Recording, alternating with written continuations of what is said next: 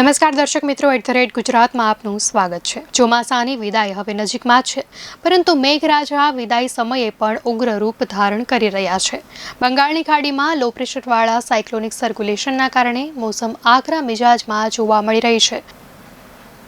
September મહિનામાં સતત ચોથી વાર આવું સ્ટ્રોંગ સાયક્લોનિક સિસ્ટમ બની રહી છે, એટલા માટે ચોમાસું હવે ઓક્ટોબરના પહેલા અઠવાડિયામાં જ પાછું આવી જશે અને આ અઠવાડિયાથી આગામી અઠવાડિયા સુધી હવામાન ખરાબ રહેશે તે પ્રકારની આગાહી કરવામાં આવી છે। મોસમ વિભાગે આજે પણ આગામી 12 કલાકમાં ચક્રવાતી તોફાન એક્ટિવ થવાની સંભાવના વ્યક્ત કરી છે। આજે રાત સુધીમાં 7 રાજ્યોમાં અતિભારે વરસાદ થવાની સંભાવના વ્યક્ત કરાઈ છે। આગાહી પ્રમાણે 9 રાજ્યોમાં ભારે વરસાદ વરસી શકે છે। પહાડી રાજ્યોમાં પણ વરસાદ થવાનું એલર્ટ રહેશે। તો હવામાન વિભાગની આગાહી અંગે વાત કરવામાં આવે તો સાયક્લોનિક સર્ક્યુલેશન બંગાળની ખાડીથી ઉત્તરી બાંગ્લાદેશ સુધી બનેલું છે, જેના કારણે મહારાષ્ટ્ર, ગુજરાત અને કોંકણમાં ભારે વરસાદ થઈ રહ્યો છે, જેની અસર આખા દેશ પર જોવા મળી રહી છે। દિલ્હીમાં આજે સવારે ભારે પવન ફૂંકાયો અને આકાશમાં વાદળો છવાયેલા જોવા મળ્યા હતા। જોકે ભારે વરસાદ થવાનું એલર્ટ નથી, પણ આજે ગર્જના સાથે હળવો વરસાદ થયો।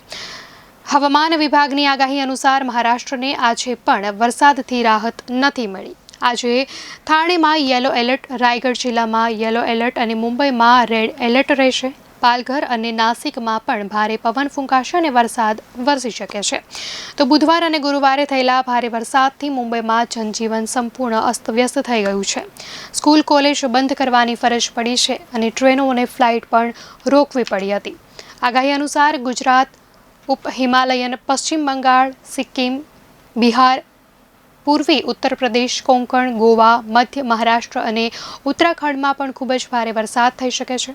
આસામ, મેઘાલય, અરુણાચલ પ્રદેશ, પશ્ચિમ મધ્યપ્રદેશ, નાગાલેન્ડ, મિઝોરમ, ત્રિપુરા અને ઝારખંડમાં ભારે વરસાદ થવાના અણસાર દેખાઈ રહ્યા છે। તો આ સિવાય ઓડિશા, છત્તીસગઢ, હિમાચલ પ્રદેશ, તટીય કર્ણાટક, પંજાબનો અમુક ભાગ, ઉત્તરી હરિયાણા, પૂર્વી રાજસ્થાન, તમિલનાડુમાં હળવાથી મધ્યમ વરસાદની આગાહી કરવામાં આવી છે। તો જમ્મુ કાશ્મીર, લદ્દાખ, દિલ્હી, કેરળ અને લક્ષદ્વીપમાં પણ હળવો વરસાદ વરસી શકે છે।